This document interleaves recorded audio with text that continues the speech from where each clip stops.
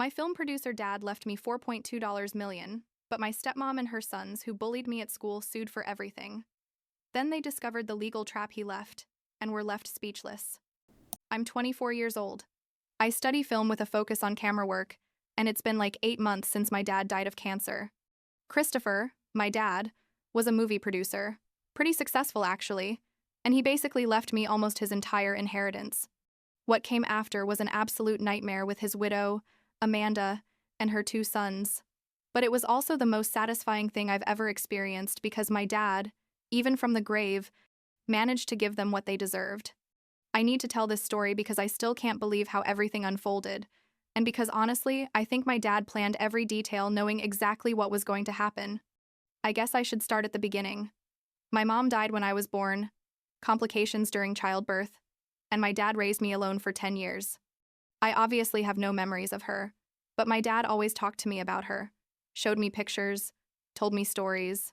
He worked a lot in the film industry, produced movies that were actually pretty good. Some even won awards, and he made good money. We lived in an incredible house. I went to good schools. I had everything I needed. But most importantly, I always felt like my dad loved me. You know, even though he worked so much, he always found time for me. Weekends were ours. We went to the movies together. Obviously, he explained to me how films were made, how the camera worked, lighting, everything. And that's why I ended up studying film. I guess because he passed that passion on to me. When I was 12, everything changed. My dad got this huge project in the capital city, where the film industry hub is in our country. Like, it's a small coastal city, but that's where all the movie scene is concentrated. We moved. I started at a new school, and that's where I met these 2 brothers who basically made my life impossible. I don't remember exactly how it started. I think they just didn't like me from day one. But they bothered me constantly. Ryan and Riley, they were called. They were my age, 12 too, and they were awful to me. They pushed me, took my things, said horrible things to me, and one day they literally pushed me down the school stairs. I broke my arm and got a concussion. It was horrible. My dad was devastated when he found out what happened. But he was also in the middle of this super demanding project. And I think he felt guilty because he couldn't be more present for me. So he made a decision that hurt me a lot at the time, but I understand now. He sent me to live with my paternal grandparents, who lived in another town, like 3 hours from the capital. They raised me from age 12 to 18, and honestly, they were incredible to me. I love them with all my heart. They gave me stability, affection, a home where I felt safe, but it still hurt, feeling like my dad was sending me away. He visited me when he could. We talked on the phone all the time, but it wasn't the same. When I was 15, my dad gave me news over the phone that basically left me frozen. He told me, "Look, honey, I met someone. We're getting married." Her name was Amanda. She was divorced, had 2 children. I was happy for him, I guess, because he sounded happy, but I also felt something weird in my stomach. I don't know. Intuition, maybe. He sent me pictures of her. She was pretty, looked normal. Her sons appeared in some photos, but I didn't pay much attention to them. The wedding was small. I went, obviously. I met Amanda and her sons that day. And when I saw those 2 boys, literally my heart dropped. It was Ryan and Riley. The same ones who had made my life impossible. The same ones who pushed me down the stairs 3 years earlier. I didn't tell my grandparents or my dad at that moment. I don't know why. I think I was in shock. Ryan and Riley looked at me that day with an expression like, "Oh no, not her." But they didn't say anything either. It was all super awkward. After the wedding, I went back to my grandparents' place and basically tried to forget about it. My dad kept visiting me, but now he came with Amanda and the twins sometimes. And it was horrible. They acted like nothing had happened. Like they didn't know me. And I did the same. My dad never knew the connection between us, and Amanda didn't either, I think. The years passed, and I graduated high school at 18. I applied to film school in the capital, the same city where my dad lived, because it was the best in the country and because, honestly, I wanted to be closer to him. I got accepted and moved into an apartment that my dad helped me pay for. He was super excited to have me close again. He visited often. We had lunch together. He took me to film sets. But I also noticed something. Amanda and her sons were weird with my dad. They treated him like he was an ATM. You know, always asking for money, wanting expensive things, trips, cars. Ryan and Riley were like 22 at that point. They didn't study or work. They just lived off my dad. And Amanda was worse. She always wanted jewelry, designer clothes, to remodel the house constantly. My dad never complained. At least not to me. But I could see he was tired. He worked more than ever, producing 2 or 3 projects at the same time, and he looked exhausted. I was in my second year of college when I got the call that changed everything. My dad asked me to meet him at a cafe near my apartment, which was weird because usually he came to my place or I went to his. He arrived and looked terrible, like he'd lost weight, had dark circles under his eyes, looked sick. He grabbed my hand and told me, "I have cancer. Honey, it's aggressive, it's advanced. They give me a few years if I'm lucky." I can't even describe what I felt in that moment. It was like the world stopped. Like I couldn't breathe. My dad was 46 years old. He was young. He was strong. How could he have cancer? I cried right there in the cafe. I didn't care who saw me. He was crying too, and he told me we were going to fight, that he was going to do treatment, that everything would be okay. But I knew, from his face, from his tone, that things didn't look good. The next 2 years were an absolute nightmare, but also revealing in many ways. My dad started treatment, chemotherapy, radiation, everything. I went with him to every appointment I could. I skipped classes, put aside university projects. My grandparents also came often to help. They stayed for weeks at a time taking care of him. And Amanda, his wife, the person who supposedly should be there for him through thick and thin, basically disappeared. At first, she went to the hospital occasionally, but always with an annoyed face, like being there was a huge sacrifice. Ryan and Riley never went, not once. My dad noticed it. I saw the pain in his eyes when he asked about them, and Amanda made up excuses. They're busy with work. They're studying for an exam. They're sick. All lies. I moved back to my dad's mansion to take better care of him, and that's where I saw everything. Amanda went out, all the time, said she was going with friends or had doctor appointments, but I knew she was lying because she'd come back smelling like alcohol or men's cologne. Once I confronted her, I said, "Where were you? My dad was looking for you all afternoon." And she looked at me with so much contempt and told me, "It's not your problem. Mind your own business." I wanted to tell her so many things, but I didn't want to stress my dad out more. He was already suffering enough with the treatment and the disease. The last 6 months of my dad's life were the worst. The cancer had spread. There wasn't much that could be done anymore. It was just about keeping him comfortable. He knew it. I knew it. We all knew it. Amanda stopped going to the hospital completely, said she couldn't stand seeing him like that it was too hard for her. My dad was dying and she couldn't even bother to visit him. I was with him every day. Slept in a chair next to his hospital bed, read to him, put on his favorite movies, held his hand. My grandparents were also there constantly, taking turns so he'd never be alone. One afternoon, like 2 weeks before he died, my dad asked me to call his lawyer. The lawyer arrived with a bunch of papers, and my dad told me to leave the room because he had to arrange some legal matters. I left, obviously, and stayed outside with my grandparents. The lawyer was in there for like 2 hours, came out with a weird expression, like serious but also kind of satisfied. I don't know how to explain it. He shook hands with my dad, looked at me and said, "Your father loves you very much, never forget that." And he left. My dad died on a Tuesday morning. He was asleep. I was there holding his hand. He was 48 years old. It was peaceful at least. He didn't suffer in that last moment. I cried like I'd never cried in my life. My grandparents too. It was heartbreaking. We called Amanda, and she arrived like 3 hours later, with dry eyes, not a tear. Ryan and Riley showed up at the funeral, but they looked more annoyed than sad, like being there was an obligation. A week after the funeral, my dad's lawyer called all of us for the reading of the will. I honestly didn't expect anything. I thought everything would go to Amanda as his wife, but when the lawyer started reading, I almost fell out of my chair. My dad had left me 70% of his entire estate. 70%. The house, the properties, the investments, the rights to his movies, everything. He left my grandparents 20%, and Amanda and her sons only 10% between the 3 of them. Amanda turned red, like literally red with rage. She started screaming that it wasn't fair, that she was his wife, that she had rights, that I had manipulated him. Ryan and Riley also started complaining, saying my dad owed them more, that they were family too. The lawyer let them yell for a while and then told them very calmly, "The will is legal. It was made with the full mental capacity of Mr. Christopher. Everything is certified. There's nothing to be done."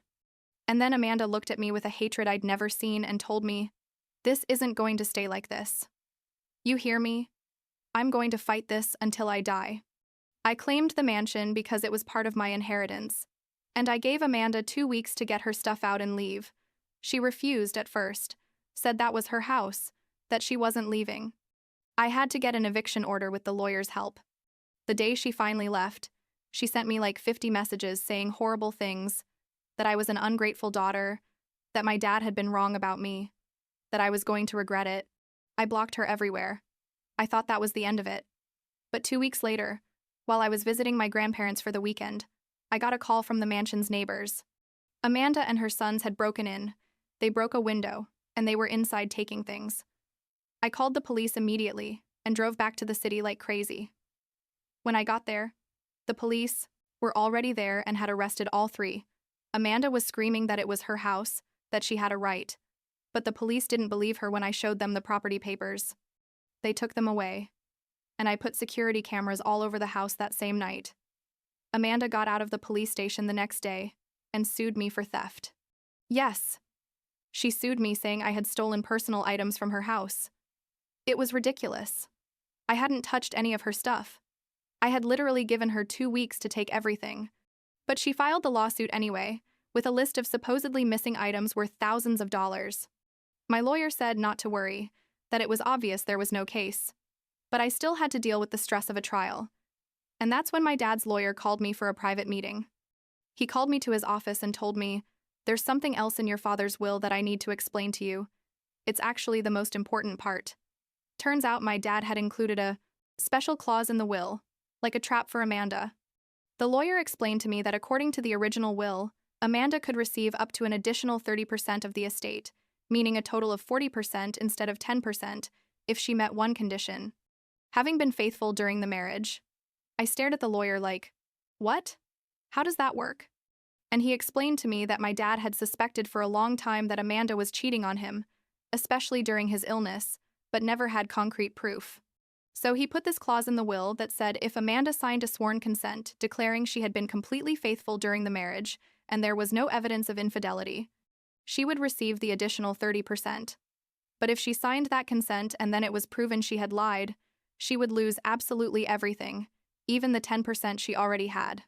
The lawyer had instructions to offer her this option after a certain time, specifically after she showed her true nature, as my dad had planned. And sure enough, Amanda had shown exactly who she was: greedy, manipulative, aggressive. The lawyer contacted her and offered her the opportunity to sign the consent to receive more money. And Amanda, being the greedy person she is, didn't even think twice. She signed the consent, declaring under oath that she had been completely faithful to my dad during their entire marriage, believing there was no way to prove otherwise because my dad was already dead. What Amanda didn't know is that my dad had hired a private investigator during the last year of his life. The investigator had followed her, taken photos, videos, had compiled evidence of all her infidelities. My dad knew everything, every date with other men, every lie, everything. And he had kept all that evidence with his lawyer with specific instructions to use it only if Amanda signed the fidelity consent. The day the lawyer presented all the evidence to Amanda was, according to what he told me, spectacular. He called her to his office saying he had some final papers for her to sign to receive the additional money, and when Amanda arrived, all smiling thinking she was going to get away with it, the lawyer put folders full of photos and videos on the table. Amanda with different men, entering hotels, kissing in restaurants, everything dated and documented. There were even videos of her laughing with one of her lovers about how my dad was an idiot who would never find out about anything. Amanda went pale. According to what the lawyer told me, she tried to say the photos were fake, that it was a setup, but the evidence was irrefutable. There were metadata, witness testimonies, hotel receipts, everything. The lawyer informed her that according to the consent she had signed, she had just lost all rights to the inheritance, including the original 10%, absolutely everything. Amanda left that office screaming and crying, and I honestly felt enormous satisfaction when the lawyer called to tell me everything. My dad had trapped her perfectly, even from the grave. But Amanda didn't give up there, obviously. She hired a lawyer and sued me, claiming the will was invalid because it contained elements of coercion and deception, that they had forced her to sign the consent under false pretenses, all lies. She filed the official lawsuit and we had to go to court. Meanwhile, Amanda started a harassment campaign against me. She sent me messages from unknown numbers, followed me when I left my house, told everyone in the film industry that I was a horrible daughter who had manipulated her sick father. She even tried to turn my grandparents against me, went to their house and told them I was using them, that I didn't really love them, that I only wanted the money. My grandparents obviously didn't believe anything and kicked her out of their house, but it was still stressful. Amanda also started threatening me by message, saying things like, "Be careful when you go out alone," or, "I hope you can sleep well in that big house knowing what you did." I had to get a restraining order because she was really scaring me. Then Amanda decided to play dirty and went to the film industry, where I work, where I'm doing my internships and making contacts for my career, and started telling everyone that I was a manipulative liar. She told producers, directors, people my dad had worked with, that I had tricked my sick father into changing his will, that she was the real victim. Some believed her at first, or at least pretended to believe her out of politeness, but the thing backfired horribly on her. Turns out many people in the industry knew my dad very well, and also knew Amanda. They knew how she had changed after marrying him, how she had started living a luxurious life and spending money like crazy while my dad worked himself to exhaustion. And when stories started circulating about how Amanda had abandoned my dad during his illness, her reputation hit rock bottom. Ryan, who was trying to get work as a production assistant thanks to my dad's contacts, was fired when his boss found out about the whole situation. Basically, Amanda's strategy blew up in her face. Amanda's lawyer then started arguing in court that I wasn't mentally fit to handle the inheritance, that I was a 4-year-old student with no experience, that I didn't know what I was doing. They requested psychological evaluations for me, insinuating that maybe there was something wrong with me. It was absurd, but I had to submit to the evaluations anyway. Obviously, I came out perfectly fine. The psychologist said I was completely sane and that in fact I was handling all this with a lot of maturity considering the circumstances. During this whole process, Amanda became increasingly erratic. One day I got to my car and it was completely scratched, with horrible words written in spray paint. The parking lot security cameras caught her doing it. It was definitely her. I filed the police report and that only made her case in court worse, because it proved she was the unstable one, not me. Finally, after months of trials and hearings, the judge handed down his ruling. He ruled completely in my favor, declared that my dad's will was completely valid, that Amanda had signed the consent voluntarily and with full knowledge, that the evidence of her infidelity was irrefutable, and that therefore she had no right to any of the inheritance. The judge also ordered her to pay my legal costs and fined her for the harassment and vandalism. Amanda literally came out of the courtroom screaming, saying she was going to appeal, that this wasn't over. But something interesting happened after that. Ryan and Riley, her sons, apparently had a huge fight with her after losing the case. Someone told me they heard them yelling at each other outside the courthouse. Ryan and Riley telling Amanda that because of her they had lost everything, that if she hadn't been so greedy and hadn't cheated on their stepfather they would still have at least the 10%. She yelled back at them that it was all my fault, that I had ruined them. In the end, the twins cut contact with her, or so I was told. Basically, they blamed her for the whole mess. I made a decision after all this ended. I gave the mansion to my grandparents.